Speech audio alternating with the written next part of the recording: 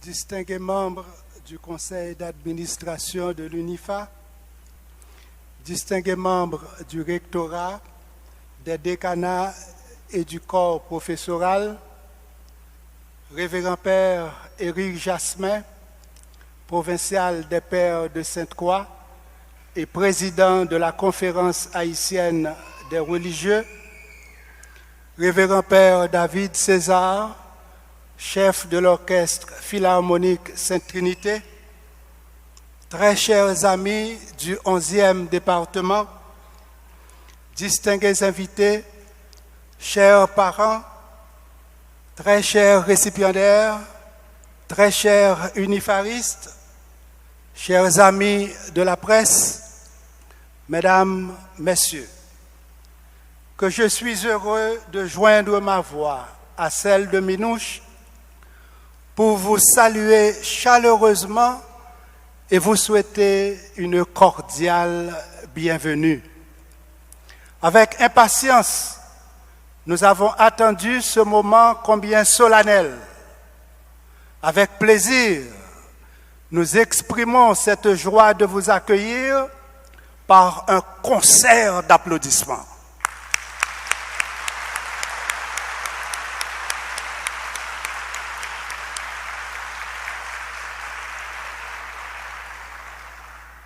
Votre présence parmi nous témoigne de votre amour et de votre soutien indéfectible à notre communauté universitaire.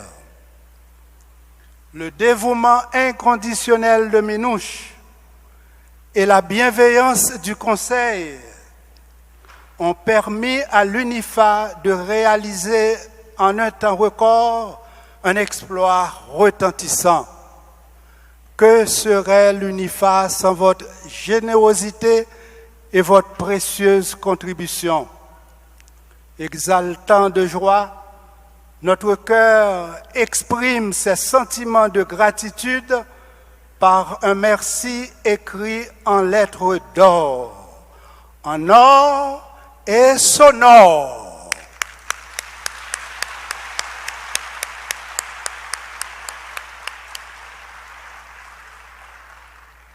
Mille merci aux membres du rectorat, aux doyens, professeurs, conseillers juridiques, aux hôpitaux où nos étudiants se retrouvent pour les stages pratiques et à vous tous qui contribuez à la croissance de notre communauté universitaire. Le cœur humain, vous le savez, peut palpiter en dehors de la cage thoracique. Mais le cœur de l'UNIFA ne peut pas palpiter en dehors du corps professoral. Encore une fois, un merci spécial à tous nos professeurs. Allons-y, ils le méritent, ils le méritent.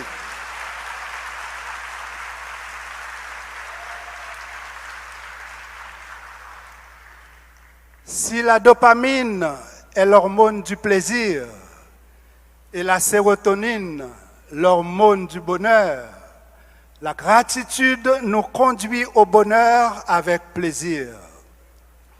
Que je suis ravi d'exprimer mes sincères remerciements à la congrégation des Pères de Sainte-Croix, dont le provincial et le révérend Père Néré nous honorent de leur présence. Fier d'avoir étudié au Collège Notre-Dame, je rends hommage à ce prestigieux temple de l'éducation digne du bienheureux Basile Moreau.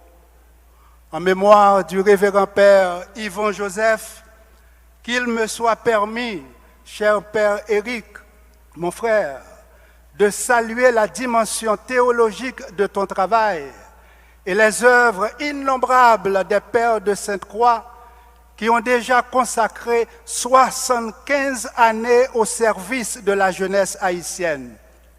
Au provincial et à notre alma mater, 75 merci et un vibrant applaudissement.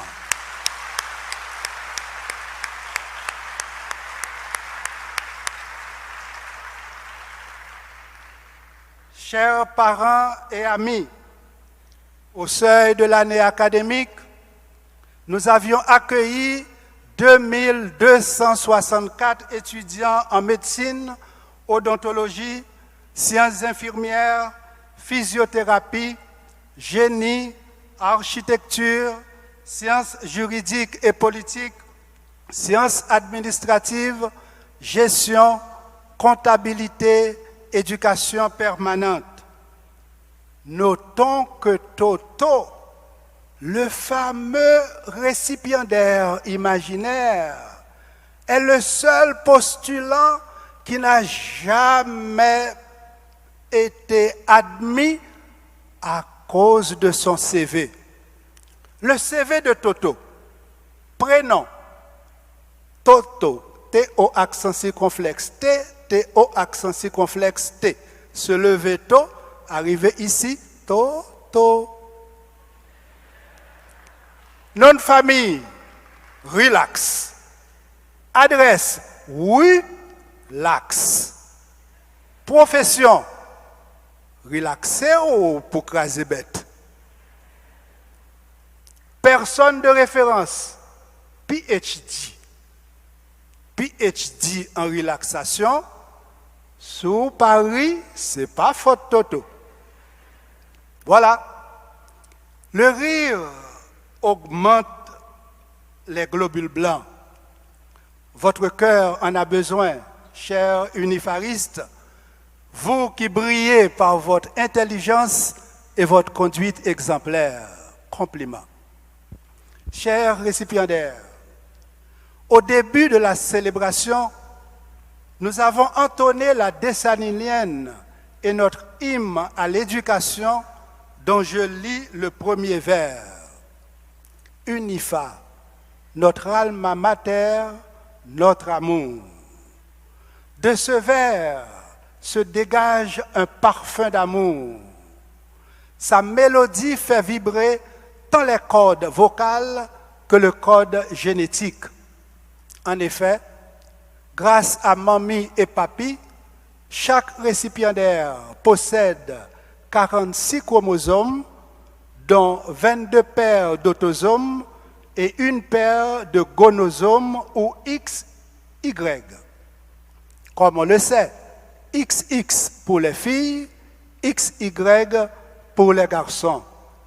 Ceci est indéniable, mais insuffisant pour le développement cognitif.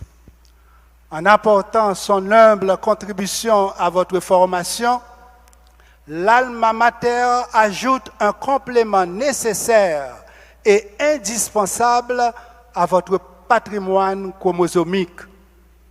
Que c'est beau de contempler nos récipiendaires, bercés jadis par leurs parents biologiques et ce matin par leur alma mater ou parents adoptifs.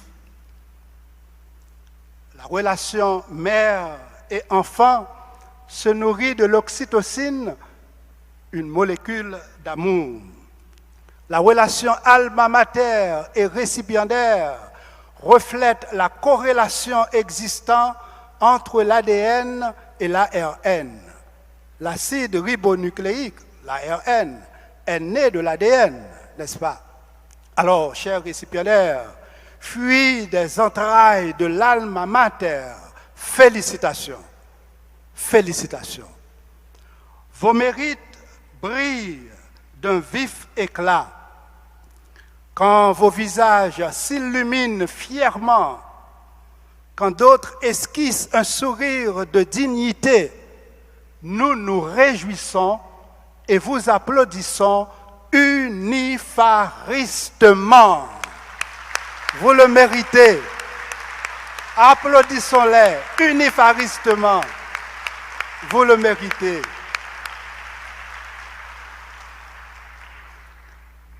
À vos parents biologiques, nous adressons également nos sincères félicitations. Éducation petite nous, c'est une plus belle rêve parents haïtiens toujours gagnés dans font cœur. Depuis l'école primaire, secondaire, rivé dans l'université, sacrifice parents yo accepté fait qu'on monte plus haut, jusqu'au plus haut, passer bois pio. Je dis à moment arrivé pour nous honorer ni parents qui l'a avec nous matin, ni l'autre qui empêchait ou qui vivre à l'étranger. Oui, nous méritons une belle couronne qui chargeait avec diamant remerciement. Chapeau bas pour nous-mêmes, parents. Bravo pour nous.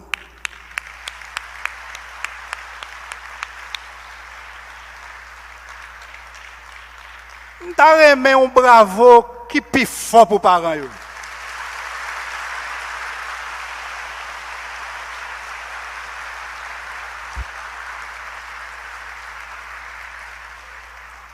L'émotion vous rend timide, c'est normal. Est-ce que parents nous n'ont pas mérité ça? Voilà.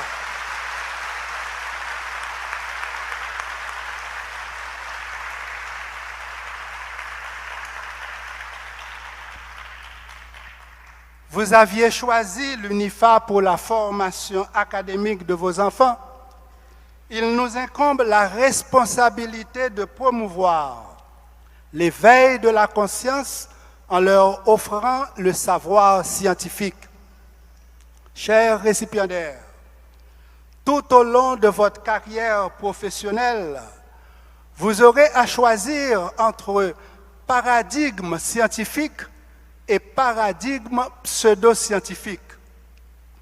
Il va de soi que le paradigme scientifique s'inscrive dans une dynamique de recherche continue.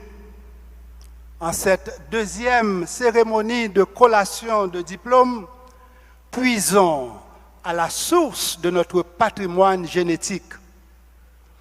Il y a environ 5-6 millions d'années, s'est opérée la scission génétique entre les chimpanzés et les humains, impulsant alors l'évolution de l'homme moderne. Grâce à l'ADN mitochondrial, les scientifiques ont compris que tous les êtres humains ont un ancêtre noir. Ils vivaient en Afrique, berceau de l'humanité, il y a environ 200 000 ans. On comprend bien que le refoulement de son origine ethnique peut générer des pathologies liées à crise d'identité, complexe d'infériorité ou de supériorité, autoflagellation psychologique. De même, au niveau linguistique, le risque d'affecter le potentiel cognitif est bien évident, car l'apprentissage de la langue commence dès la 30e semaine de gestation. Légèrement modifié par le liquide amniotique, le son est toutefois enregistré par le système auditif du fœtus. Chers unifaristes, permettez-moi de vous rappeler que vous reconnaissiez la voix de votre mère au cours des 10 semaines précédant l'accouchement. À la naissance, votre cerveau pouvait établir la différence entre les voyelles de votre langue maternelle et celles des langues étrangères.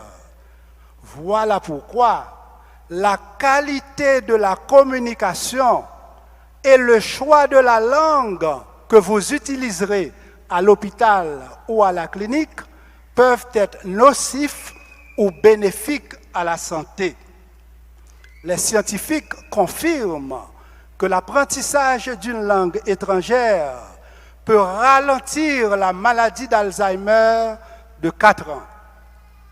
Si le cerveau et le larynx de nos ancêtres subirent les évolutions nécessaires au langage il y a environ 2 millions d'années, il a fallu attendre 50 000 ans avant notre ère pour voir l'émergence du langage articulé nous transmettant les valeurs culturelles, les traditions et le fondement d'une civilisation d'amour.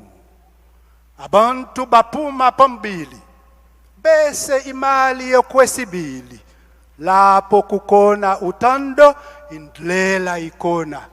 La personne humaine d'abord, puis l'argent. Là où règne l'amour, surgira la voie conduisant à la solution, proclamaient nos ancêtres africains. Aujourd'hui, en 2019, avions-nous progressé? Où en sommes-nous? Qu'en disent les scientifiques? Albert Einstein, encore une fois, nous aurait répondu: notre technologie a dépassé notre humanité. Fin de citation. Donc, la science progresse, la conscience régresse. Ce matin, humblement, mais solennellement, je déclare, après 6 millions d'années de scission génétique entre les chimpanzés et les humains, il faut aujourd'hui une scission épigénétique entre le néocolonialisme et la dignité humaine.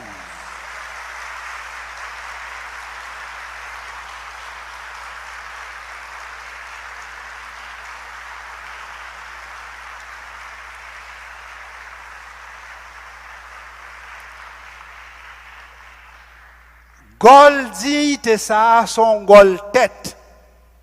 Pour faire gol tête, faut gain tête. Pour faire gol tête dignité, faut gain tête dignité.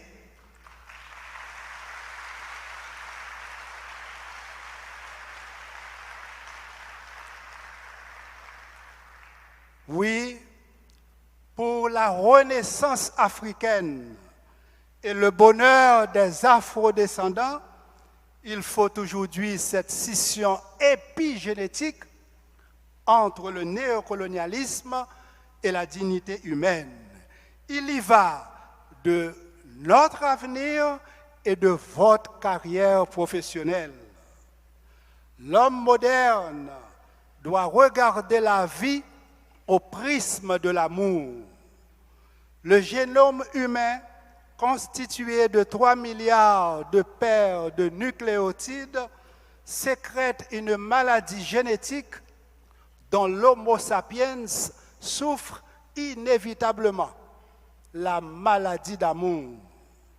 Il revient aux hommes et femmes éduqués de synchroniser maladie d'amour et civilisation d'amour. Vous, éducateurs, éducatrices, intellectuels, scientifiques, vous, hommes et femmes cultivés, vous, jeunes médecins, dentistes, infirmières, physiothérapeutes, juristes, avocats, notaires, ingénieurs, architectes, économistes et gestionnaires, soyons tous sujets et non objets de cette histoire d'amour. Chaque branche cheveux dans tête maman Haïti gen chromosome civilisation l'amoussa.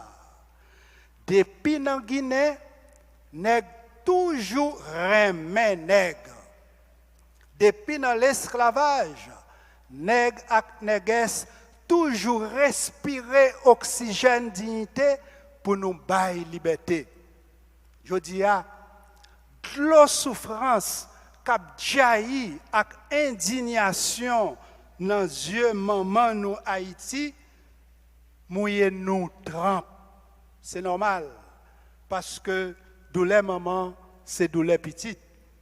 Sécher pour sécher, c'est haïtien qui pour sécher pendant la bali bon Jean sérum patriotique. Sécher pour sécher, c'est nous qui pour sécher. Nous tous qui avons sans dignité dans nous, nous-mêmes, petites entrailles, pays d'Haïti, qui refusaient quitter le système de corruption, fin touyer ni maman nous Haïti, ni nous-mêmes Haïtiens. Chers récipiendaires, le paradigme pseudo-scientifique évoqué antérieurement vise à justifier ce système inhumain.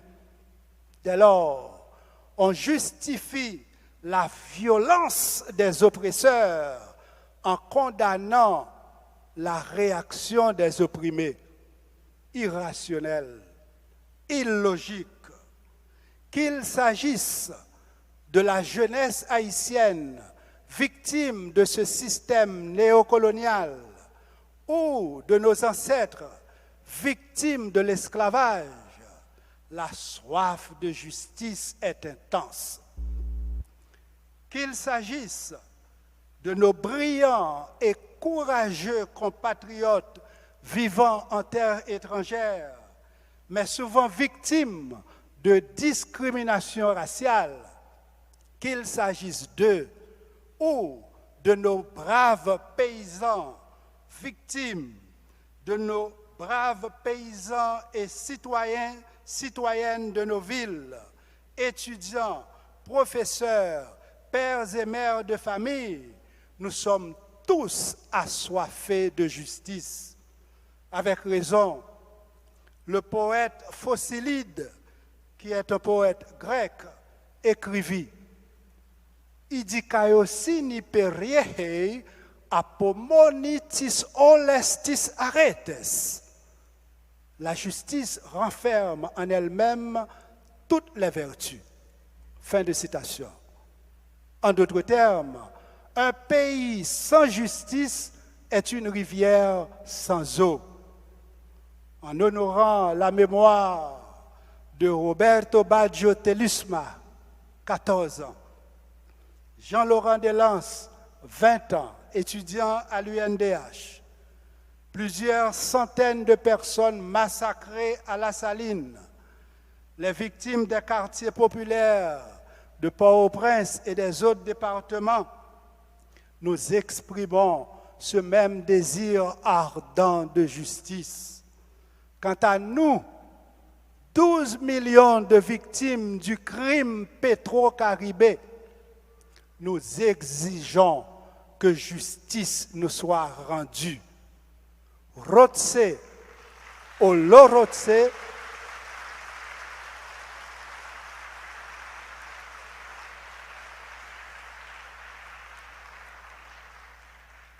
Wotse, Olorotse, Anachnu Wotsim, de l'hébreu, veut pas, nous voulons, il le faut. Sinon, guidés par les rayons lumineux de pétro-conscience, nous ne cesserons jamais de demander Côte Cob Pétro-Caribéa.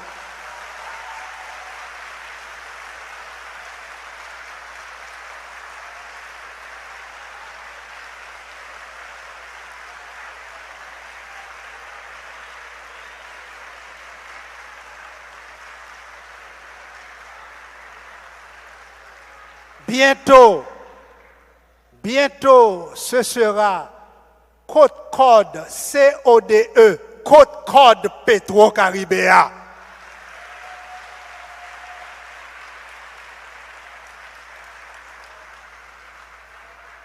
Et faut gen ni cob, ni code.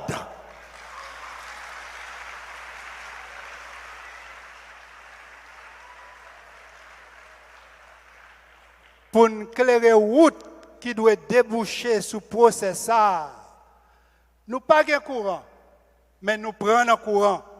Oui, nous prenons courant pétro-conscience là 24 sur 24.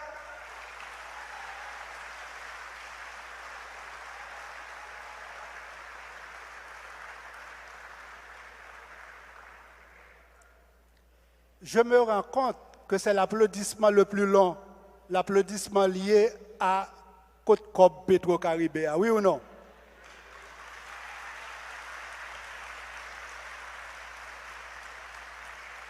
Ceci traduit une souffrance qui vient des profondeurs de nos entrailles, les entrailles d'un peuple qui souffre et qui exige justice. Et justice sera faite, justice doit être faite.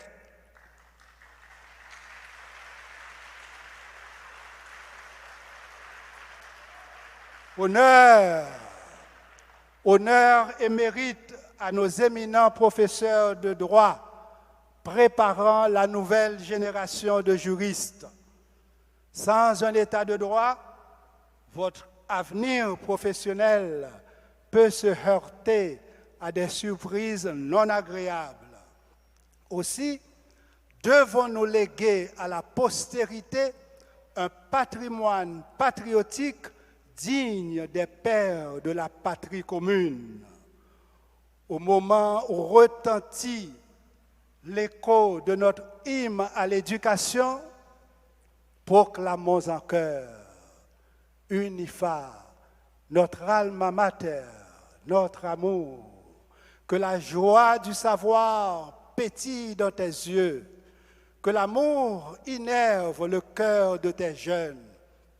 Unifa, toi qui aimes le parfum de nos rêves, illumine nos pas sur la route du bonheur.